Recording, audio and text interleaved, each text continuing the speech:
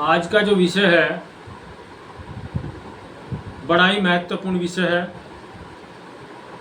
सामाजिक और राजनीतिक जीवन में वर्तमान समय में सबसे अधिक ज्वलनशील विषय, वो विषय है आरक्षण। लोगों के मन में एक भाव रहता है, आरक्षण कब तक जारी रहेगा, ये आर्थिकता के आधार पर है, ये गरीबी के आधार पर है। आरक्षण कितने दिनों तक रहेगा? संविधान में तो 10 साल के लिए लिखा था। इस प्रकार की दिन प्रतिदिन समाज में चर्चा चलती रहती है और लोगों का आजकल का एक स्टैंड बन चुका है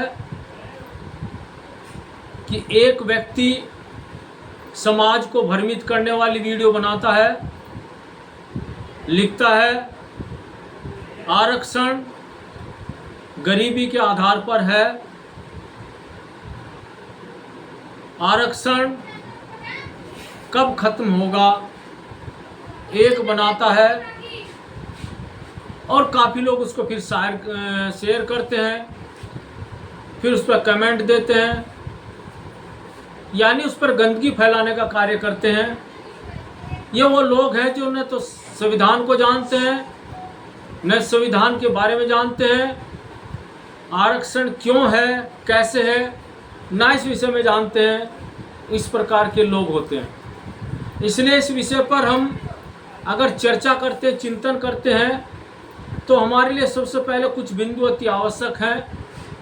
किसी भी तथ्य को, किसी भी विषय को समझने के लिए दोनों प्रकार के व्यक्तियों को चिंतन करना पड़ेगा।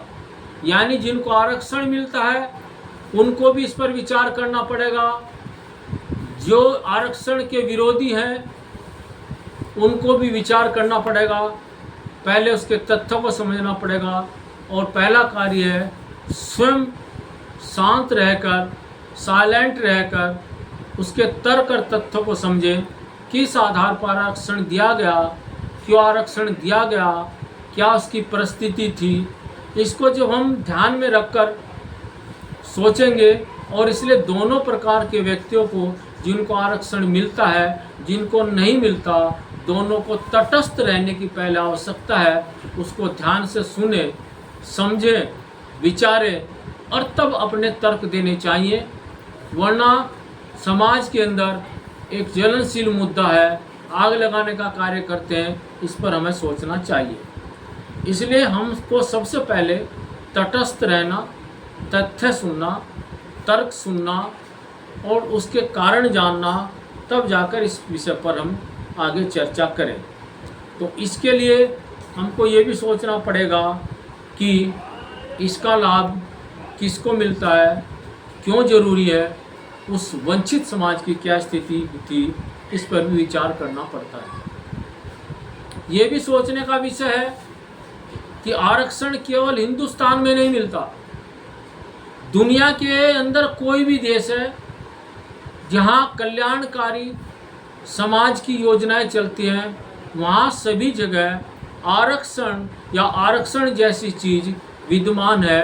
वो दुनिया के अंदर ब्रिटेन हो, जर्मनी हो, फ्रांस हो, इटली हो, ईरान हो, इराक हो, पाकिस्तान हो, बांग्लादेश हो, श्रीलंका हो, नेपाल हो, इन सभी देशों के अंदर उसी प्रकार की कोई न कोई सुविधा जरूर प्रयोग की गई है।